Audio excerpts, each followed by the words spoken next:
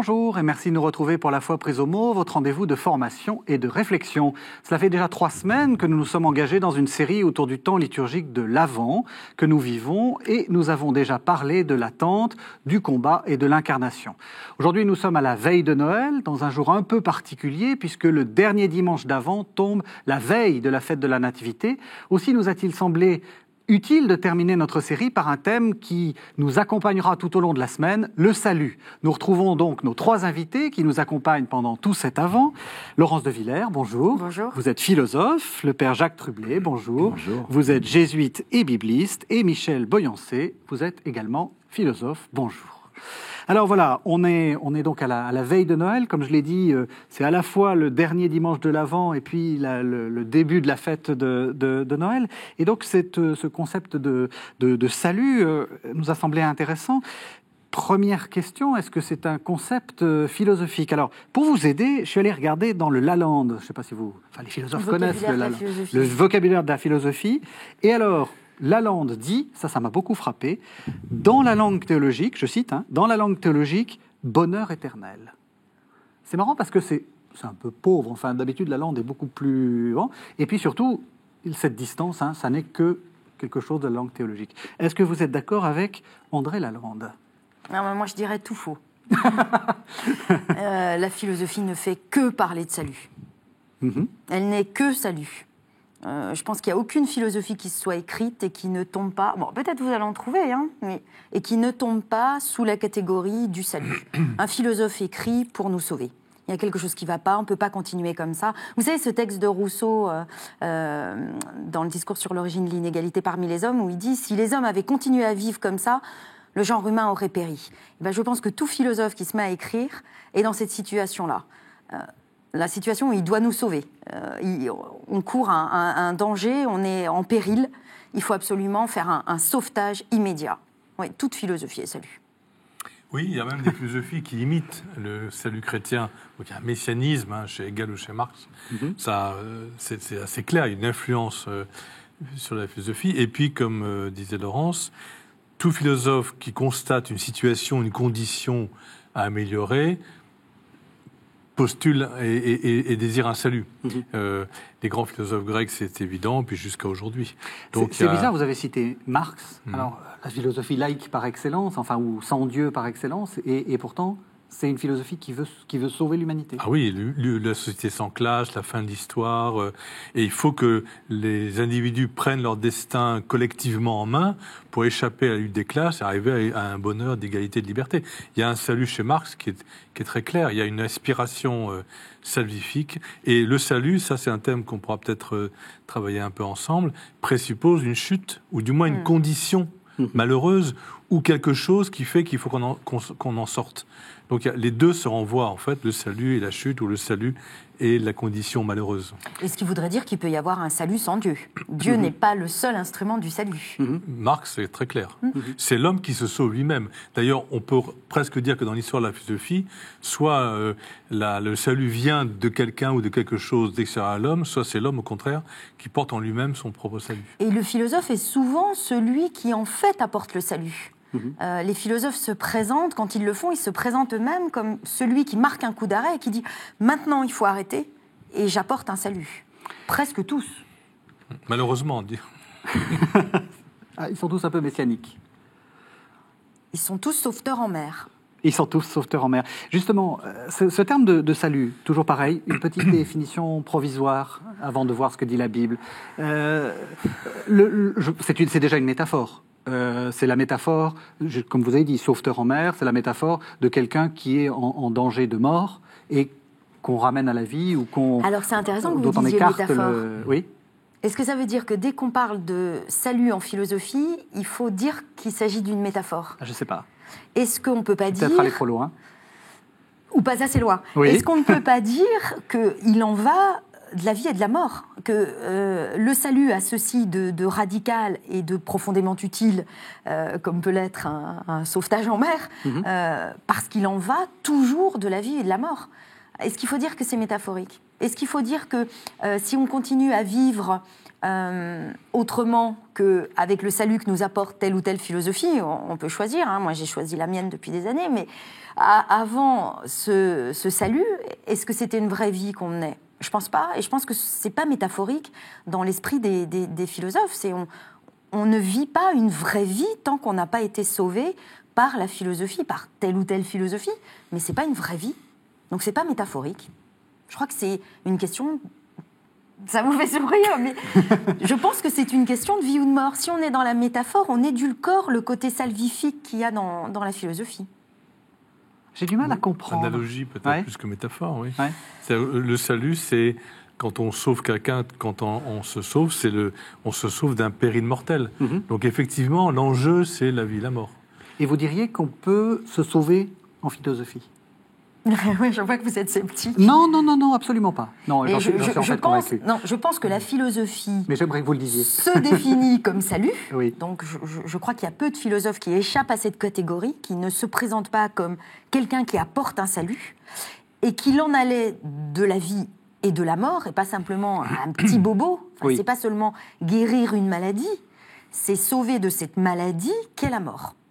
Donc une vie qui n'est pas une vie sauvée par la philosophie ou le salut qu'apporte telle ou telle philosophie n'est pas une vraie vie. On parlait de Marx, le travail salarié dans certaines conditions économiques de production, ce n'est pas une vie. Il parle dans les manuscrits de 44 de l'aliénation.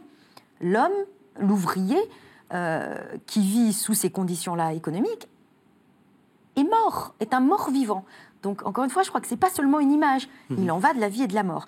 Et puis, effectivement, votre autre question, c'est est-ce que la philosophie peut vraiment sauver ? Alors là, vous vous mettez un peu en retrait, peut-être parce que vous parlez d'un autre lieu, celui de la révélation ou de la foi. Pas du tout, non. Ou de l'art, je voulais vous faire préciser des choses. Et vous vous dites, est-ce qu'il y a vraiment une efficacité du salut que propose la philosophie ? C'est ça. C'est une autre question. La question est ? Ah, moi, je réponds oui, il y a une efficacité. Enfin, sinon, alors attendez, si je fais votre expérience, qui est de lire la prétention de la philosophie... Non, pas forcément la mienne, mais vous avez peut-être des téléspectateurs qui se disent que la philosophie, c'est une discipline universitaire un peu pénible qu'on a eu en terminale et qui, excusez-moi, s'amusait à jouer avec des concepts. Mais alors en fait, il passe à côté de la philosophie. Alors je pense que ça vaut pas une heure de peine.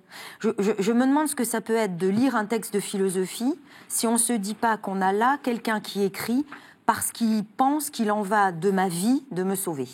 Si on lit les philosophes autrement que dans cet état d'urgence qui est le leur, et ce salut qu'ils veulent m'apporter, oui, alors effectivement, on lit une discipline universitaire pas très intéressante. Enfin, on la lit comme une langue morte. Et je pense que ça ne vaut pas une heure de peine. Et vous êtes d'accord ? Maintenant, bien sûr, c'est même le cœur de la quête philosophique. C'est pas simplement la contemplation pour contempler ou la connaissance pour connaître. C'est pour sortir de sa condition d'ignorance vers la sagesse, de malheur vers le bonheur, etc. Et cet idéal philosophique, il est le moteur de la philosophie, plus que les textes ou l'histoire ou autre. Et puis je dirais, pour répondre à votre question, que bien sûr, dans l'ordre de la révélation, la philosophie ne sauve pas ultimement. Elle est incomplète, on l'a déjà dit il y a quelques semaines, elle est imparfaite, mais dans son ordre propre, elle apporte quelque chose qui vient rejoindre une aspiration fondamentale qui sera comblée peut-être par la révélation, ça on va en parler, par un autre salut, mais dans son ordre propre, elle est bien salvifique quand même. Sinon, on rate, je dirais, comme disait Laurent, c'est très juste, on rate la motivation profonde de la philosophie. Après, l'orgueil des philosophes, c'est de se dire, et on en connaît beaucoup, c'est moi qui apporte le salut, c'est moi qui apporte la lumière définitive. Là, il y a peut-être un peu d'orgueil du philosophe. Le salut dans la Bible, vous n'allez pas me dire qu'il n'y en a pas. Non. Il n'y a que ça, là aussi. Oui, moi je dirais que le salut, c'est la matrice de la Bible, Ancien et Nouveau Testament confondus. C'est-à-dire que la foi au Dieu sauveur est certainement la profession de foi la plus ancienne d'Israël, qu'on retrouve dans des petits credos qui sont peut-être pas si anciens qu'on ne l'a dit à une certaine époque. Mais on confesse d'abord un Dieu qui nous a libérés, qui nous a fait sortir du pays d'Égypte. Ça, c'est la confession de foi. À la limite, le concept de création est peut-être aussi ancien, Mais à un moment donné, il va y avoir une articulation création et salut. Mais la matrice même qui fait naître l'Ancien Testament, c'est un peuple qui dit « on l'a échappé belle » et une fois encore, on a échappé à la mort. Hein. Ça, c'est la confession de foi. Pour le Nouveau Testament, c'est un petit peu la même chose, c'est-à-dire que le nom même du protagoniste du Nouveau Testament, Yehoshua, hein, Dieu sauve, manifestement, un prénom dans tous les textes bibliques, c'est un programme, hein, comme généralement un prénom dans un roman, c'est un programme, et là, effectivement, Jésus est venu apporter le salut, hein, et de manière décisive et absolue. Alors vous avez dit que c'est un programme de toute la Bible et je suis évidemment d'accord avec vous et pour nous en convaincre, je vous propose qu'on lise la première lecture de la messe du jour de Noël. Donc c'est compliqué comme il y a plusieurs célébrations, mais là c'est la lecture de la messe du jour, hein, donc du 25. C'est Isaïe 52, 7, 10 et on va voir ce qu'on va pouvoir en dire. Comme ils sont beaux sur les montagnes, les pas du messager. Celui qui annonce la paix, qui porte la bonne nouvelle, qui annonce le salut et vient dire à Sion, « Il règne ton Dieu ». Écoutez la voix des guetteurs. Ils élèvent la voix, tous ensemble, ils crient de joie, car de leurs propres yeux, ils voient le Seigneur qui revient à Sion. Éclatez en cris de joie, vous, ruines de Jérusalem. Car le Seigneur console son peuple, il rachète Jérusalem. Le Seigneur a montré la sainteté de son bras aux yeux de toutes les nations. Tous les lointains de la terre ont vu le salut de notre Dieu. Alors, est-ce que c'est aussi difficile que le dernier texte d'Isaïe qu'on a vu il y a quelques semaines, où vous avez dit que c'était très compliqué? Le fameux Isaïe 40, qui est le début du livre, voilà. Et ça c'est la fin. Et au fond, il faut les interpréter l'un par l'autre. Hein, dans le premier, on voyait ce retour vers Jérusalem. Hein, mais en fin de compte, ce qu'on voyait venir, c'était Dieu, et qui embarquait en quelque sorte avec lui son peuple pour revenir à Jérusalem. Là, c'est la fin du livre, et au fond, où s'accomplit cette prophétie par certains côtés, c'est-à-dire que le peuple revient, et c'est annoncé comme un salut. Dieu, c'est pas simplement le peuple qui revient à Sion, c'est Dieu qui revient à Sion.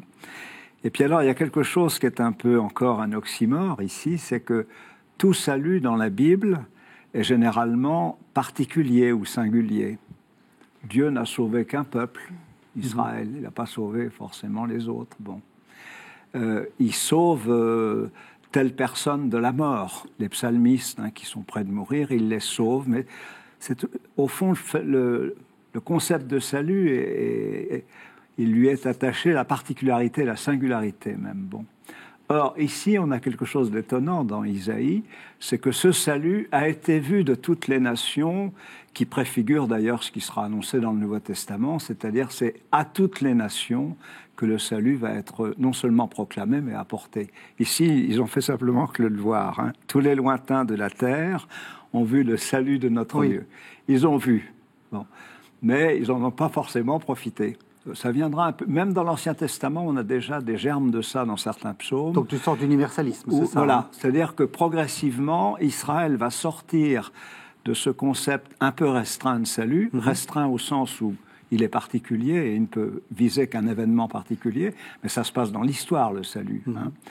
Et c'est pour ça peut-être qu'à un moment donné, le concept de création va prendre un peu plus d'importance, parce que la création permet d'universaliser le salut.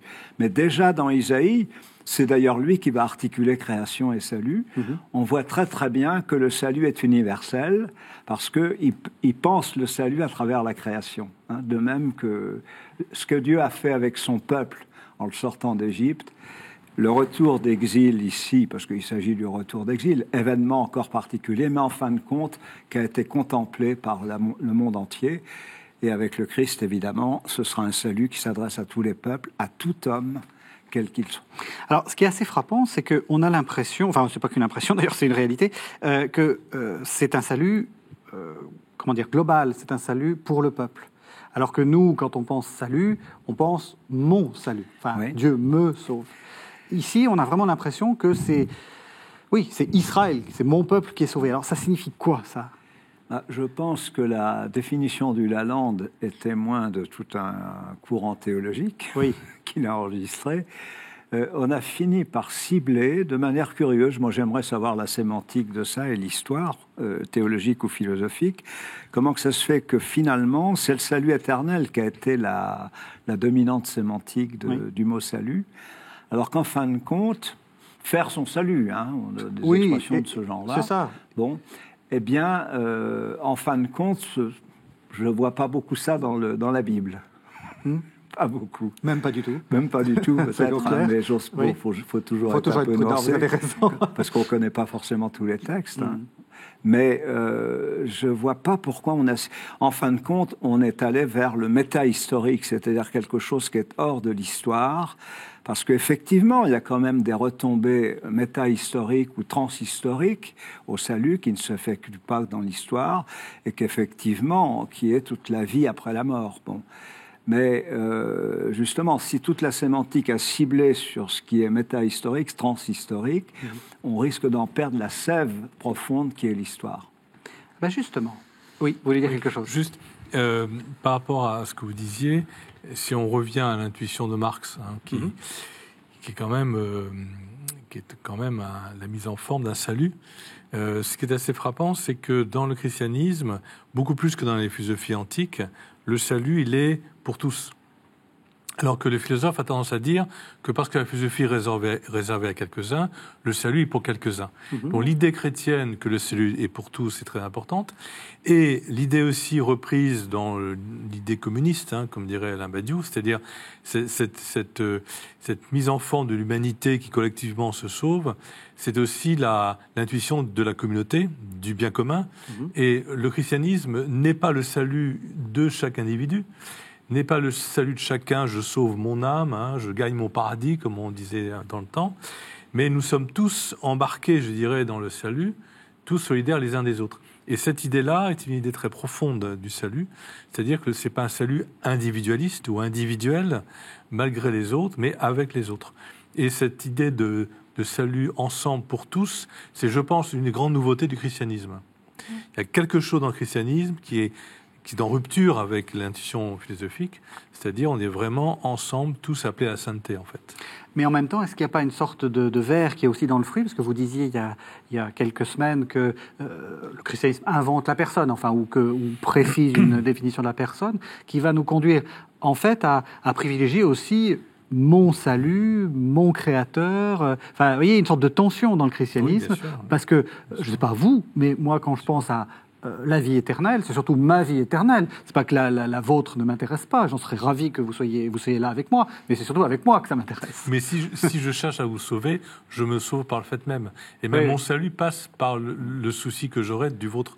Autrement dit, qui veut gagner sa vie la perdra. Il n'y a pas plus grand amour que de donner sa vie pour ceux qu'on aime. Donc il y a vraiment une vision chrétienne, alors que dans l'Ancien Testament, c'est le peuple élu, c'est pas toute l'humanité. Il y a quelque chose encore d'embryonnaire dans la vision. Même si, comme disait le Père, il y a là, il y a un élargissement considérable.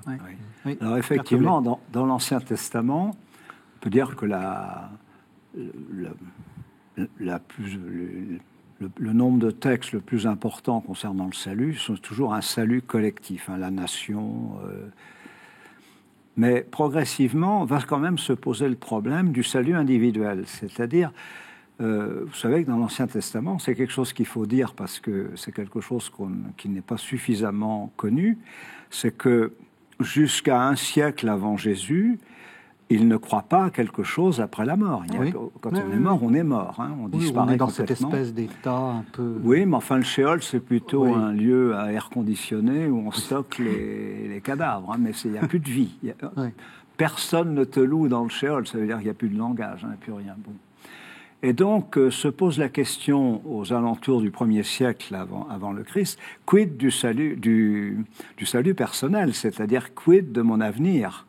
Alors, on va effectivement postuler quelque chose de transhistorique à travers la résurrection des corps. Bon.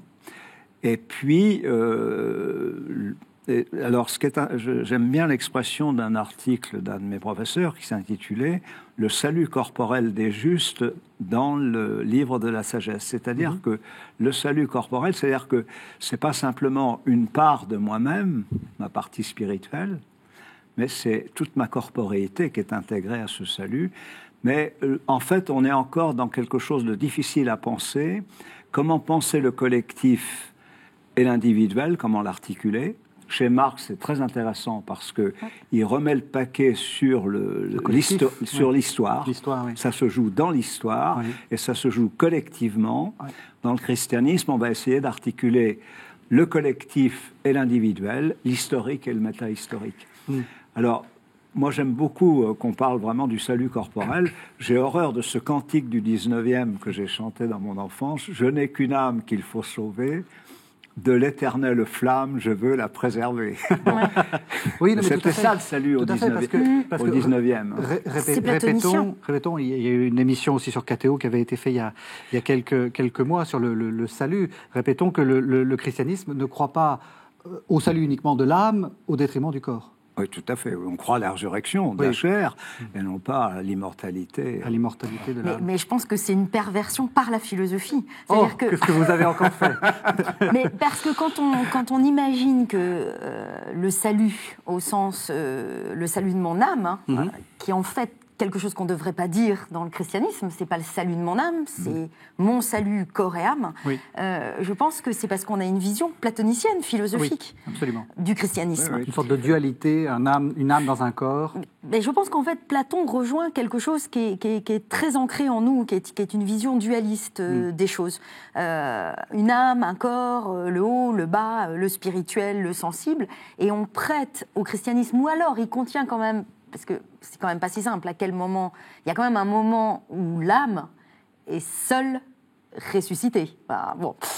Est-ce que le christianisme ne tient pas en son sein quelque chose d'un platonisme? C'est-à-dire... Oui. Mais ce qui paraît normal. Enfin, je veux dire, c'est ce qu'on disait. Normal, mais c'est une tension. Non, mais c'est ce qu'on disait dans une émission précédente, c'est que la philosophie grecque a donné aussi au christianisme des outils pour se penser lui-même. Et donc, c'est normal que il y ait eu cette influence-là. Oui, mais la définition, de la personne chez Boès... Alors, Boès, donc, c'est un philosophe chrétien du IVe siècle. Théologien, philosophe chrétien du IVe siècle, qui pose la grande définition de la personne reprise par tradition, substance, individu de nature raisonnable. C'est ce qu'on disait une fois précédente sur le logos, qui désigne en fait l'être humain. Alors, je dirais que le christianisme a repris beaucoup de Platon et d'Aristote, et Aristote a une vision quand même beaucoup plus unifiée de l'être humain, puisqu'il y a ce qu'on appelle, alors c'est un peu technique, mais l'union substantielle, qui va servir d'ailleurs à penser le Christ, dans l'union hypostatique, donc il y a une union, et donc l'âme et le corps chez Aristote sont les deux parties intelligibles d'une même réalité unifiée, donc il n'y a pas le dualisme chez Platon, et il est vrai que chez Aristote aussi, comme chez Platon, l'âme est subsistante. Donc, problème, il y a une union substantielle et après la mort, elle subsiste. Où est-elle, où va-t-elle, ça, personne ne le sait. Et les chrétiens vont dire, elle subsiste quelque part, mais ensuite il y a la résurrection des corps et donc on retrouve l'unité de la personne. Mais il y a quand même cette tension platonicienne qui est que le salut serait le salut de mon âme et ce qui meurt en moi est le corps. Vous ne pensez pas que ce n'est pas un peu une sorte d'obstacle épistémologique, un peu comme chez Bachelard? Vous savez, on a beau vous démontrer A plus B que la Terre tourne autour du Soleil et pas l'inverse, vous vous dites quand même tous les matins, le Soleil se lève. Oui. Est-ce que vous ne pensez pas qu'il y a aussi quelque chose, comme vous dites, c'est très anthropologique de penser homme, âme, corps, le haut, le bas, ce que je vois pas, etc. Et donc, on peut pas... on le sait, mais c'est difficile de le penser. Mais c'est un paradoxe, c'est parce que, d'autant plus à notre époque où, d'une certaine façon, le corps a occupé la place de l'âme, c'est-à-dire qu'il suscite tous nos soins, tout notre intérêt, toute notre inquiétude. Si on veut sauver quelque chose, j'ai l'impression de nos jours, c'est le corps, qu'il soit en bonne santé, voilà. Oui, et en même temps, il y a cette idée du virtuel. Cette sorte du virtuel. De truc qui est hors de tout corps et qui a une réalité...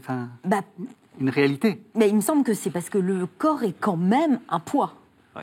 Et le virtuel, c'est à la fois, ça participe à la fois de ce mythe de l'invisibilité. Je pourrais devenir invisible et donc être partout à la fois et nulle part. Et en même temps, de me défaire de la lourdeur du corps.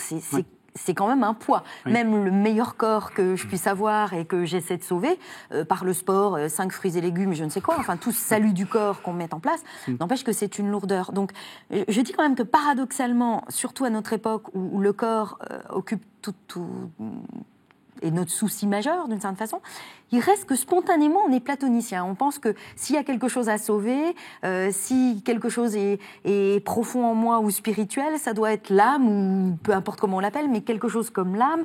Et du coup on a du mal à entendre cette vérité du christianisme. Encore une fois, je ne sais pas si c'est parce que le christianisme reprend le platonisme ou parce qu'il y a un scandale en lui-même, mais cette vérité du christianisme qui est la résurrection de la chair. Au final. Parce que au final, on va bien mourir, et ce qui meurt en nous, c'est quand même le corps. Ce qui subsiste, c'est notre âme spirituelle. Donc effectivement, il y a un déplacement où le corps, de toute façon, il va mourir. On ressuscitera peut-être à la fin, dans très longtemps, enfin on ne sait pas trop. Mais en tout cas, ce qui nous maintient notre réalité spirituelle, c'est notre âme. Donc effectivement, il y a un déplacement sur l'âme au détriment du corps. Mais parce que le corps, il va mourir de toute façon. Il est malade, il va mourir, il est lourd, il est encombrant. Et donc, on travaille la vie spirituelle et on a tendance, effectivement, c'est une tendance à nous désincarner avec ce que vous disiez sur le cantique. Oui, alors le problème s'est posé avec Origène, justement. Donc Origène, 258 voilà, après Jésus-Christ. Par là, hein. Et on lui pose la question, parce qu'il y avait des gens qui disaient, bon, finalement, nous adoptons l'anthropologie hébraïque. À la mort, tout disparaît. Bien. D'autres, plutôt influencés par la philosophie grecque, disent non, l'âme subsiste. Alors, ça posait un gros problème parce que c'est vrai qu'on croit à la résurrection des corps, mais il y a ce moment où justement le corps redevient matière. Ouais. Si tout disparaît, il n'y a plus d'autosubsistance de moi, enfin, il n'y a plus d'identité qui peut durer.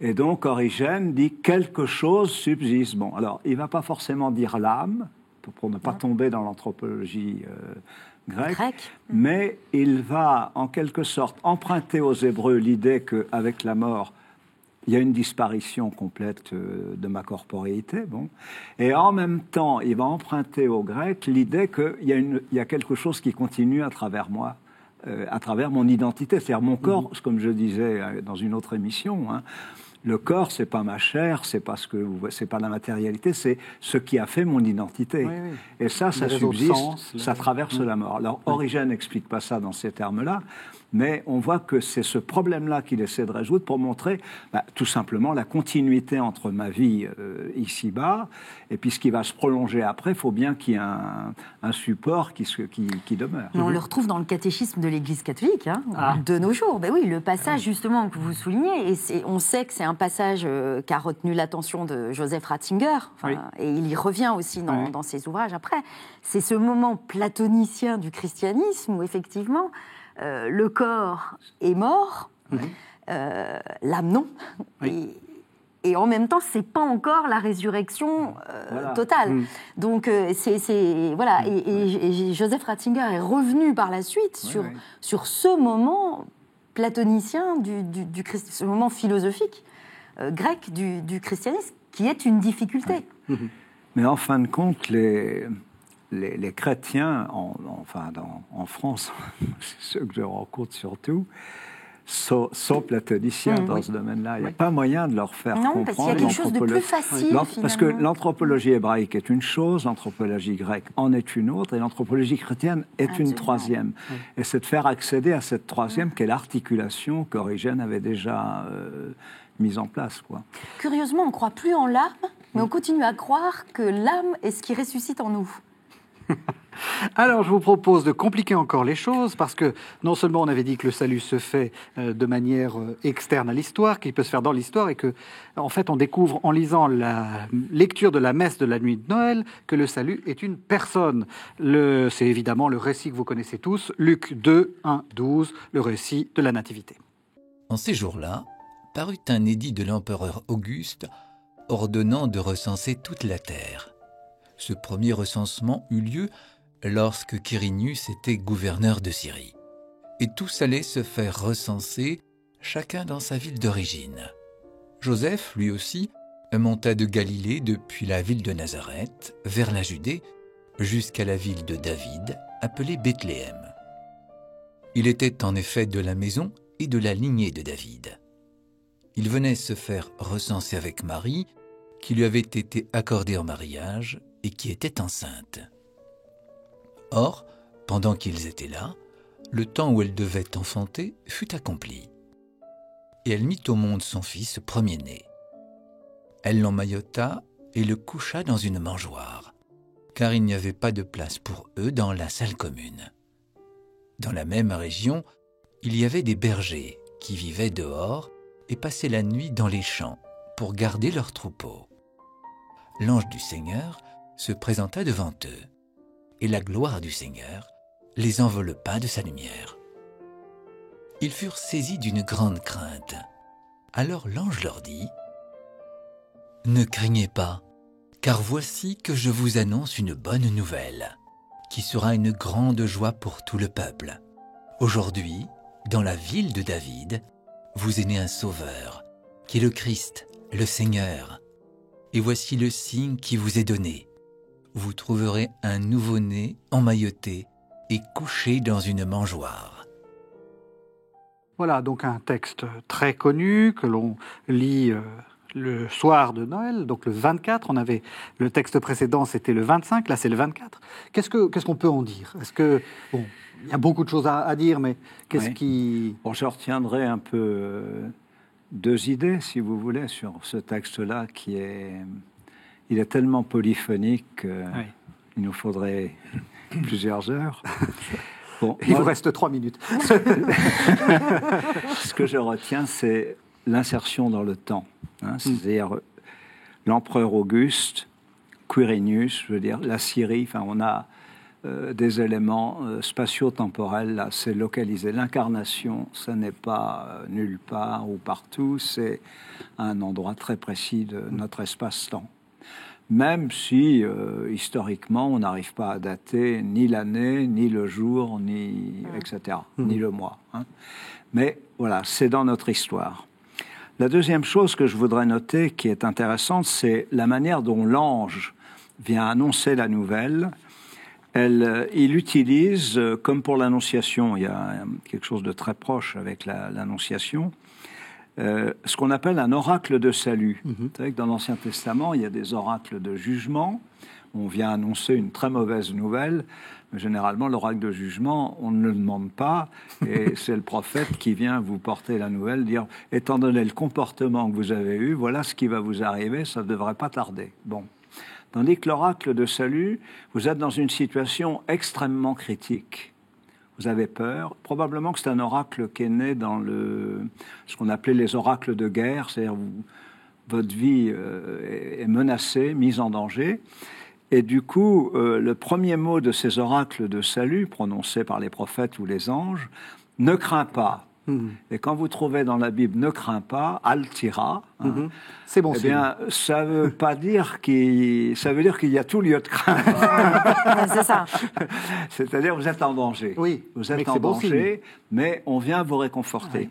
Alors on pourrait se demander pourquoi les bergers sont en danger, pourquoi l'annonce du Messie est un danger. Oui, effectivement, la naissance de Jésus représente un danger. On le verra d'ailleurs par la suite. Bon. Mais je veux dire, c'est pas une situation calme, même si il annonce la paix, enfin, il viendra instaurer la paix, etc. Malgré tout, on voit bien que c'est une situation dangereuse. Alors, je vous annonce une bonne nouvelle, c'est le mot évangile, que vous avez là, et qui sera une grande joie pour tout le peuple aujourd'hui. Alors ça, c'est très intéressant, parce que l'oracle de salut, c'est toujours... Odie Christus natus, odie, etc. Donc aujourd'hui, oui. Aujourd'hui, de la liturgie. Dans la ville de David, encore un point d'ancrage historique, mais là, non pas mondial, comme dans la première partie, Auguste et Quirinius, ça c'est mondial. Là, c'est au contraire national, la ville de David, c'est-à-dire Bethléem. Un sauveur vous est né, qui est le Christ, le Seigneur, etc. Et le signe qui est donné, c'est vraiment tout l'inverse du salut. C'est un enfant qui, justement, est en danger, puisqu'on cherche après à le faire mourir. Et surtout, il n'y a rien de plus fragile qu'un enfant. Alors, ce qui est intéressant dans cette lecture, c'est que c'est quelque chose qu'on a touché plusieurs fois. Hein. Le salut, ça se fait dans l'histoire. Et après, avec une sorte de séquence, c'est-à-dire une situation où ça allait plutôt bien, une situation où ça va carrément pas bien, et une situation qu'on espère aller mieux, avec un événement de salut. Est-ce que toutes les philosophies pensent comme ça ? Est-ce que c'est toujours comme ça ? Que le salut est dans l'histoire ? Oui, enfin qu'il va y avoir des événements. Parce que c'est vrai que vous l'avez dit assez justement, c'est Marx qui finalement nous réconcilie avec le christianisme, enfin vous réconciliez avec le christianisme. Hegel, il faut quand même être sérieux. C'est Hegel. Oui, donc le philosophe allemand dont Marx que Marx critique, mais quand un philosophe en critique un autre, c'est souvent il en est très très proche et il lui doit beaucoup, et comme on n'aime pas être en dette, on dit non, mais il n'a rien compris. Donc c'est Hegel en réalité qui montre que la philosophie ne doit pas rester une abstraction ou métaphorique. En fait, j'aurais dû vous répondre par Hegel quand vous m'avez dit « Ah bon, mais est-ce que c'est pas une métaphore seulement ?» Ne me répondez pas par Hegel, c'est trop... Ça fait mal, généralement. La réponse par Hegel, c'est l'idée que la philosophie, c'est pas un jeu de métaphores, un jeu de langage, des concepts, encore une fois, une danse de salon, comme je le disais la fois dernière. Il en va du sens de l'histoire, des origines à aujourd'hui. Et il faut penser aussi notre aujourd'hui. C'est ce que disait Hegel. Le philosophe, il doit commencer par lire le journal, la presse, en fait. Il doit comprendre ce qui se passe aujourd'hui. Donc, en fait, avec Hegel, il y a l'idée que la philosophie, trop longtemps, s'est complue à être un peu abstraite, une philosophie scolaire, une philosophie de prof, d'université. Il va falloir maintenant qu'elle déploie ses ailes et qu'elle ait les moyens de ses ambitions, en fait, et qu'elle devienne une philosophie qui embrasse toute l'histoire. Je me demande si, en fait, ça commence vraiment avec Hegel. Je crois que les philosophes ont toujours essayé de montrer qu'ils récapitulaient, j'emprunte un mot qui est plutôt de chez vous, qui récapitulaient toute l'histoire et qu'ils annonçaient quelque chose de nouveau, quelque chose à venir. Mais moi, ce qui me frappe plutôt, c'est le réalisme de la foi. On en a déjà parlé la semaine dernière, je crois, avec les sacrements. Les sacrements, c'est la présence concrète de cet abstrait de la foi. Là aussi, on a ça. C'est dans cette mangeoire, dans cette ville, à cette heure-là, en ce lieu. Donc, on retrouve, pardon, je vous coupe, mais on retrouve ce qu'on disait à la premier numéro de cette série. Il y a un événement. Il y a quelque chose. Il se passe quelque chose. À un moment. Il y a du nouveau. Un moment concret. Il y a du nouveau. Il y a quelque chose qui arrive et qui n'est jamais arrivé. C'est ce qui fait l'espoir, d'ailleurs. C'est que ce quelque chose de nouveau, là, je vais citer une philosophe qui est Hannah Arendt, qui, à mon sens, a été au plus près de la nativité ou de l'incarnation ou du Noël. Elle développe une philosophie de la nativité, justement. Elle dit « l'homme n'est pas fait pour la mort ». Ce qui est extraordinaire, c'est que l'homme est fait pour les commencements et toutes les naissances. Et elle dit « il faut accepter » que dans le monde, chaque action soit comme un miracle de la naissance. C'est-à-dire que je fais advenir quelque chose qui n'existait pas encore. Je fais advenir un monde nouveau. C'est bien joli. C'est Hannah Arendt, qui n'est pas non plus une philosophe chrétienne. Non, elle était juive. Donc, effectivement, elle pense la nativité. Elle montre que la philosophie doit s'attacher à penser l'homme comme l'être capable des commencements. Pas des recommencements, des commencements, c'est-à-dire de quelque chose de nouveau. Et c'est ça, le salut ? Ah oui, pour Hannah Arendt, toute philosophie est un salut, mais pour Hannah Arendt, effectivement, retrouver ce miracle de l'action, donc éviter que l'action se dévalue dans un savoir-faire, dans de la fabrication, dans de la technique, mais retrouver ce miracle de liberté, de capacité à innover qu'est toute action, oui, c'est un salut parce qu'on peut dégrader ses actes jusqu'à en faire des habitudes, des choses qui n'ont plus de sens. Donc oui, elle propose que l'homme comprenne qu'il est un être que chaque homme, c'est pas Hannah Arendt qui le dit, mais que chaque homme refait pour lui la Noël, c'est-à-dire la nativité, quelque chose advient. Michel Boyancé. Oui, et en reprenant Hannah Arendt, elle soulève un paradoxe qui est celui du salut dans l'histoire, parce qu'elle montre bien que une des formes du totalitarisme, c'est de se servir de l'histoire comme outil totalitaire en quelque sorte. Et dans le salut, il y a toujours cette idée paradoxale que c'est dans l'histoire, Mais est-ce que c'est le progrès qui fait le salut? Ou quelle forme de progrès est un salut? Est-ce que le salut est un progrès? Est-ce que tout progrès est un salut? Autrement dit, nous sommes dans la modernité, la postmodernité, très différemment des Grecs, bien sûr, dans une vision de l'histoire, donc d'un progrès. Les droits de l'homme, c'est un progrès par rapport à ce qu'il y avait avant. Oui, mais où est le salut? Voilà. Vous voulez dire qu'on est dans une histoire qui aurait une flèche, parce que ça va dans un sens, peut-être. Mais par contre, on ne sait pas quel est le sens. C'est ça? On ne sait pas quel sens, ou du moins, on met le salut dans le progrès, mais quel progrès? Oui, on met le salut dans le sens de l'histoire. Oui, mais qu'est-ce que ça veut dire? Autrement dit, là aussi, il y a un discernement. Et la philosophie doit discerner sur le progrès. Il y a peut-être un progrès réel dans la technique, mais la technique en elle-même n'est pas une source fin de en soi, progrès, en plus. n'est pas une fin en soi. Oui. Et puis, toujours cette idée philosophique et théologique du salut qu'on cherche. Aujourd'hui, le salut, c'est par exemple le post-humanisme ou le transhumanisme. Oui. Il y a une formidable aspiration à un salut. Derrière ces perspectives qui peuvent être tout à fait intéressantes, mais qui sont aussi à analyser avec discernement. Vous voulez dire que même... Parce que ces gens-là ne croient pas forcément, ne croient plus forcément au christianisme. On est dans quelque chose de post-chrétien, si on peut dire, pour parler comme un post-moderne. Ça veut dire que là aussi, il y a une structure de l'humanité qui a besoin d'avoir un salut. Et elle va le chercher là où elle peut. Oui. Et Hannah Arendt montre très bien que ça peut être source de totalitarisme, cette idée d'une histoire qui domine. Et de clore l'histoire. Et de fermer l'histoire. Il y a un livre de Fukuyama, il y a 20 ans, La fin de l'homme, la fin de l'histoire. La fin de l'histoire, oui. Ouais, toujours. Alors le salut, pour lui, c'était le marché. Oui. D'ailleurs, c'est peut-être pas complètement absent des préoccupations actuelles. Donc, on est toujours dans la recherche du salut. Et comme nous sommes dans une société de progrès scientifique, on associe progrès et salut. Et là, à mon avis, vous êtes d'accord? Alors, quand la Bible cherche quel sera le salut à venir, il se retourne vers les commencements. Oui, on est tout à fait dans une autre... Ce que vous disiez tout à l'heure, Laurence, me fait penser à une très belle phrase de Grégoire de Nice.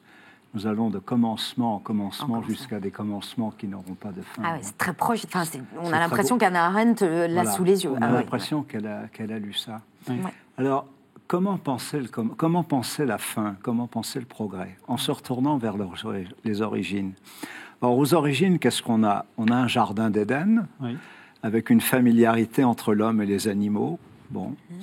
Les animaux ont l'air de faire bonne entente entre eux. Le couple humain a l'air d'être heureux. Le lion est avec l'agneau. Et puis, bon, qu'est-ce qui va arriver à la fin? Il va arriver ce qui était au début. C'est-à-dire, le loup paîtra avec l'agneau, sera dans le même herbage que l'agneau. L'enfant jouera sur le trou du serpent. L'ours et la vache auront même pâturage. Bon, on dit, mais ils sont fous, parce qu'ils savent très bien que les serpents, ça mord les gamins qui jouent sur le trou du cobra.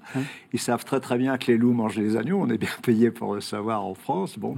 Mais ils rêvent un peu la fin, non pas comme une espérance vide, ou complètement utopique, mais on ne peut pas penser la fin indépendamment du commencement. C'est-à-dire, ce qui était au commencement sera nécessairement dans l'eschatone. Alors, c'est en ce sens-là, le progrès, c'est quoi? Le progrès, c'est de restaurer dans sa splendeur première ce qui était au commencement. C'est ça le progrès. En fait, l'espoir, c'est l'espoir de ce qui a déjà eu lieu. Voilà. Oui, mais alors, et votre nouveauté permanente? Ah, mais parce que c'est un commencement. Oui, parce que c'est complètement nouveau. Ce qui va arriver est complètement nouveau, même si ça a déjà eu lieu. Quand Qoélette, il dit « il n'y a rien de nouveau sous le soleil », nous, on a l'air de dire « il n'y a rien de nouveau, vous savez, c'est ce qui s'est passé aujourd'hui, ça s'est passé il y a 20 ans, il y a 30 ans. » Pour Qoélette, mais non, c'est un cri de joie. Le temps n'a rien dénaturé, c'est dans sa splendeur première. Il n'y a rien de nouveau sous le soleil, c'est ça que ça veut dire, c'est un cri de joie, c'est pas un cri de blasé, de dire oui, c'est bon. Et cela dit, la joie de l'évangile qu'on a entendu, c'est parce que c'est un commencement. Il y a quelque chose qui commence, c'est ça la joie. C'est une genèse, et la genèse c'est une au genèse. début, mais c'est à la fin aussi. Oui. Eh bien, je vous propose, ça nous permet de terminer sur ce dernier texte. C'est un texte de Charles Péguy, c'est la fameuse note conjointe sur Descartes et la philosophie cartésienne qui date de 1914. Le dernier texte de Péguy avant de partir à la guerre, et donc le dernier texte de Péguy tout court, qui dit justement ça, qui dit que le vrai ennemi de la grâce, c'est l'habitude, c'est de refuser les commencements. Il y a quelque chose de pire que d'avoir une mauvaise pensée. C'est d'avoir une pensée toute faite. Il y a quelque chose de pire que d'avoir une mauvaise âme, et même de se faire une mauvaise âme. C'est d'avoir une âme toute faite. Il y a quelque chose de pire que d'avoir une âme même perverse. C'est d'avoir une âme habituée. On a vu les jeux incroyables de la grâce et les grâces incroyables de la grâce pénétrer une mauvaise âme, et même une âme perverse. Et on a vu sauver ce qui paraissait perdu. Mais on n'a pas vu mouiller ce qui était verni. On n'a pas vu traverser ce qui était imperméable. On n'a pas vu tremper ce qui était habitué. Les cures et les réussites et les sauvetages de la grâce sont merveilleux. Et on a vu gagner et on a vu sauver ce qui était comme perdu. Mais les pires détresses, mais les pires bassesses, les turpitudes et les crimes, mais le péché même sont souvent les défauts de l'armure de l'homme, les défauts de la cuirasse, par où la grâce peut pénétrer dans la cuirasse de la dureté de l'homme. Mais sur cette inorganique cuirasse de l'habitude, tout glisse et tout glaive est émoussé. Voilà, alors c'est donc la grande idée de Peggy, que il faut avoir un défaut dans la cuirasse pour que la grâce passe. Il y a une idée supplémentaire qui est cette idée de l'habitude, du côté très, comme il dit, inorganique, cuirasse, etc. Est-ce que c'est ça qui empêche le salut, le fait, l'habitude, de croire qu'on l'a déjà, et d'une certaine façon une sorte de tristesse et d'inertie. Enfin, je pense de paresse. De croire que le salut a déjà eu lieu, qu'en fait ça se poursuit, ça continue, et que ce dimanche ressemble au précédent, et que finalement on n'a pas tellement besoin de renouvellement que ça. Je pense que le contraire de la grâce, c'est l'inertie. Enfin, c'est ce que veut dire Peggy, c'est l'inertie de l'habitude, alors que nous sommes destinés à la force des commencements. Oui, c'est-à-dire que en fait, le mot péché veut dire défaut, manque. C'est-à-dire que l'habitude, c'est qu'on ne manque de rien. La grâce, c'est qu'on manque de quelque chose. Et c'est le manque et le péché, en fait, qui révèlent la grâce et qui révèlent le besoin de salut. Donc, sans ce manque intérieur profond, qui est très philosophique, les philosophes sont à la recherche de ce qui manque. C'est déjà une préfiguration du salut. Oui, ce soir, on va fêter Noël. Oui. Et puis on se dit, mais bon, ça fait 20 siècles, un peu plus. Il y a encore des guerres, il y a encore des maladies qu'on n'arrive pas, il y a encore beaucoup d'injustices. Alors je crois que si on y va avec cet esprit-là, on tue l'esprit de Noël. À savoir que, est-ce que nous sommes vraiment persuadés que le dernier mot de l'histoire appartient à Dieu ? C'est-à-dire que si nous voyons ça avec nos propres yeux, effectivement, on a l'impression de régression continuelle dans l'histoire. Mais l'espérance, quand même, qui est au cœur du mystère de Noël, c'est vraiment de croire que Dieu aura le dernier mot de ce monde dont on a évoqué quelques textes, quand même, où il était en mauvais état. Depuis 4 semaines. Et c'est ça, au fond, qui me rend joyeux, moi, de fêter Noël, de savoir qu'un jour, quelque chose va naître de nouveau, merveilleux.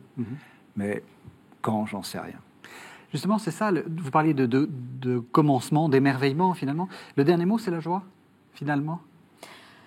Le dernier mot, c'est la joie. Si la joie, c'est cette jeunesse. C'est l'idée que tout n'a pas été dit, que la vie est une promesse qui va être tenue.